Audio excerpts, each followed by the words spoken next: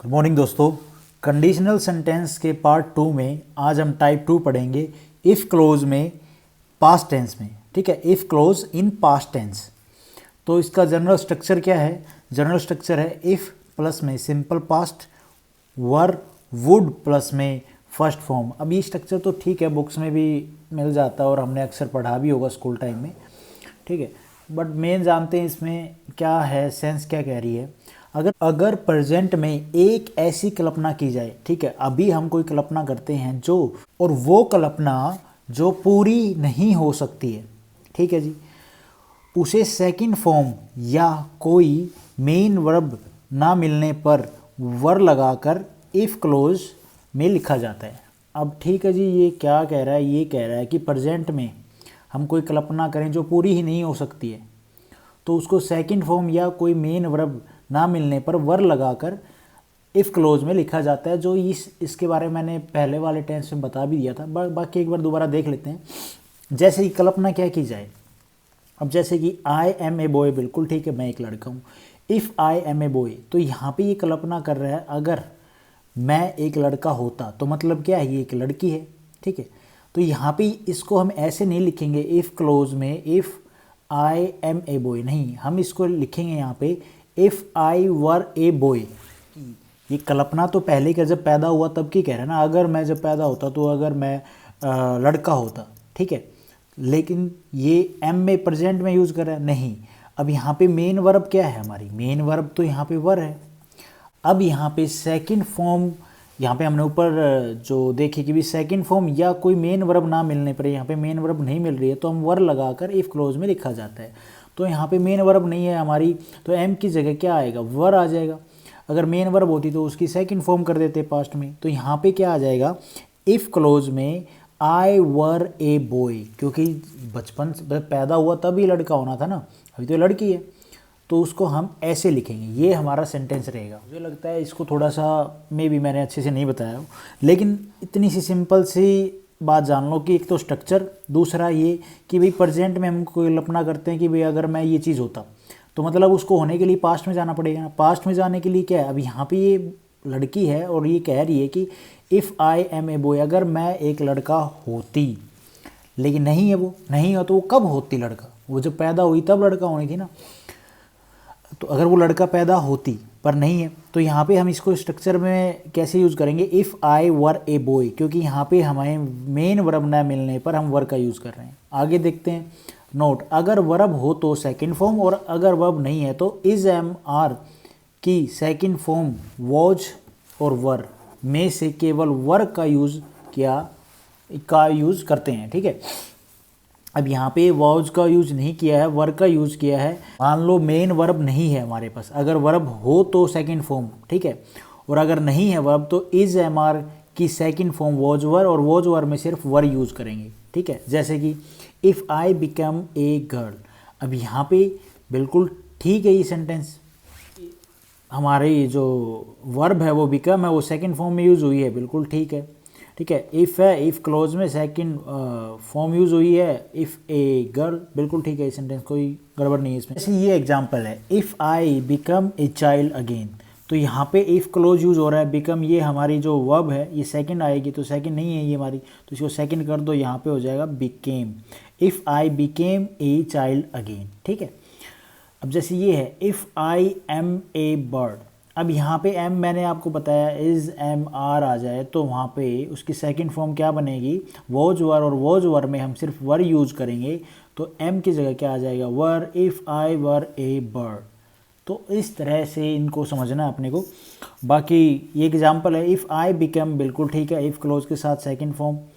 A child again, I would enjoy my self, बिल्कुल ठीक है सेंटेंस, कोई दिक्कत नहीं। एक नोट है, इफ़ क्लोज के साथ सेकंड फॉर्म या वर में अगर इफ़ क्लोज है तो main close would, could, first में होना चाहिए। अब वो कैसे होना चाहिए देखो, अगर किसी अन्य मॉडल की मदद से लिखा गया है तो वो गलत होगा। कैसे होगा एग्जाम्पल देखते हैं, उससे अच्छे से क्लियर हो जाएगा। He told the boys that if they work hard they will surely pass. अब यहाँ पे हमने जो ऊपर नोट पढ़ा, ये क्या कह रहा है कि इफ़ क्लोज में सेकंड फॉर्म, ठीक है, और वर, ठीक है, यहाँ पे इफ़ क्लोज हमारा ये है, इसके बाद सेकंड फॉर्म या वर सेकंड फॉर्म है वर्क के, ठीक है जी। इफ़ क्लोज है तो मेन क्लोज में वुड कुड फर्स्ट में होना चाहिए। अब यहाँ पे वुड कुड, यहाँ पे तो विल में दे रखा है, ठीक है। इसने बोल दिया अगर किसी अन्य मोडाल की मदद से लिखा जाए वो गलत होगा, तो यहाँ पे मोडाल विल यूज़ कर रखा है, विल हमारा 100% को शो करता है, तो ये हमारा गलत हो जाएगा। यहाँ पे क्या आएगा, वुड आ जाएगा। ये आप नोट याद रखने, ये नोट हैं याद रखने पड़ते हैं भाई, तभी तो काम चलेगा ना। अब जैसे ये है, if I had lots of money I would give some to anybody who ask for it. अब यहाँ पे इसका मतलब देख लेना, मैंने ये दिखा रखा है कि ऐसे अगर आपको दिखता है ना आई और डी, ये तो इसका मतलब होता है I would give some to anybody who ask for it. अब क्या ये सेंटेंस सही है? इफ़ क्लोज के साथ सेकंड फॉर्म, बिल्कुल ठीक है जी। और यहाँ पे क्या है, आई वुड यूज़ हुआ है, ठीक है बिल्कुल। वुड और कुड ऊपर वाला जो हमने रूल पढ़ा वही। Give some money anybody who ask for it, बिल्कुल ठीक है सेंटेंस, कोई दिक्कत नहीं है। तो नोट क्या है, नोट में ये है, मैंने थोड़ा सा डाल दिया। अगर इस तरह से आपको लिखा मिले तो इसका मतलब होता है आई वुड। अब के बाद हम थर्ड नोट देखते हैं, जो अभी प्रेजेंट में संभव नहीं है, ठीक है। अभी प्रेजेंट में संभव नहीं है कोई चीज़, ऐसे सेंटेंस को if, I wish, would, that, as if, as though, etc शब्दों वर्ड्स से बनाते हैं, बिल्कुल ठीक है। जो हमने वही कंडीशनल वर्ड पढ़े पीछे वही चीज़ें, जैसे कि he orders me as if he is my boss. अब यहाँ पे आप सेंटेंस को देखो, मैंने आपको ऊपर रूल बताया कि इफ़ क्लोज के साथ में इज़ एम आर आ रहा है और वहाँ पे क्या है, पास्ट की बात कर रहा है, तो हम क्या यूज़ करते हैं, सेकंड फॉर्म। अगर इज़ एम आर है तो वहाँ पे वॉज वर में हम वर यूज़ करते हैं। तो यहाँ पे इज़ एम आर है तो यहाँ पे वर यूज़ होगा, बिल्कुल ठीक है ये, और ये गलत हो जाएगा। मेन क्लोज हमारा बिल्कुल ठीक है। और उसके बाद क्या है, एग्जाम्पल देखो, सी बिहेव्स एज इफ़, ये हमारे कंडीशनल वर्ड आ गए। सी इज़ ए बॉय। अब यहाँ पे कंडीशनल वर्ड के साथ में हमने देखा इज़ आया हुआ है, इज़ एम आर का जब हम चेंज करेंगे सेकंड फॉर्म में तो वोज वर के साथ वोज वर में से कौन सा आएगा, वर आएगी, तो वर यहाँ पे यूज़ कर दिया, बिल्कुल ठीक हो जाएगा। लेकिन हम इस सेंटेंस को और थोड़ा सा अंदर घुसने की कोशिश करें तो इसमें ये है कि भाई ये तो यहाँ पे ये कल्पना ही तो कर रहा है ना, तो वो ये कल्पना ही तो कर रही है, लेकिन वो गलत है। कल्पना करने के लिए पास्ट में, मतलब प्रेजेंट में जो कल्पना की जाए पास्ट के टाइम की, तो उसमें हम क्या यूज़ करते हैं, पास्ट के इज़ एम आर की जगह क्या वर यूज़ हो जाएगा। तो ये हमारा सेंटेंस ठीक हो जाएगा, ये गलत हो जाएगा। काइंड ऑफ एक स्ट्रक्चर आप समझ लें तो एक आइडिया हो जाएगा एग्जाम में, हाँ कि ये कुछ ऐसा सा था। मैं सिर्फ एक रिवीजन करा रहा हूँ, कोई चैप्टर वाइज नहीं पढ़ा रहा हूँ यार।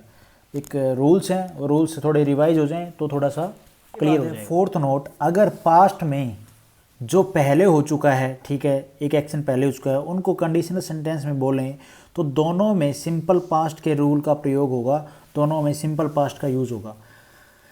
हाँ, अब इसी टाइप में ये बात बोल दी कि अगर पास्ट में दो जो पहले हो चुका है, में जो पहले एक्शन हो चुका है, उनको कंडीशनल सेंटेंस में बोलेंगे। अब कैसे बोलेंगे देखो, इफ़ हमारा कंडीशनल वर्ड आ गया, उसके साथ में सेकंड फॉर्म आ गई, बिल्कुल ठीक है, यहाँ तक कोई दिक्कत नहीं है, पास्ट की बात कर रहा है। If you needed my help I always helped you, तो ये सेंटेंस बिल्कुल ठीक है। पहला एक्शन दूसरा एक्शन इसने सिंपल पास्ट में रखा है। मतलब यही है कि सिंपल सी चीज़ समझ लो कि पास्ट में जो भी चीज़ पहले हो चुका है उनको कंडीशनल सेंटेंस में बोलेंगे तो दोनों को सिंपल पास्ट के रूल में, दोनों में सिंपल पास्ट का रूल यूज़ करेंगे। मतलब ऐसे कह लो कि if you needed my help, जब भी तुम्हें मेरी नीडिड मतलब मेरी ज़रूरत पड़ती थी, आई ऑलवेज हेल्प यू, मैं तुम्हारी मदद करता था।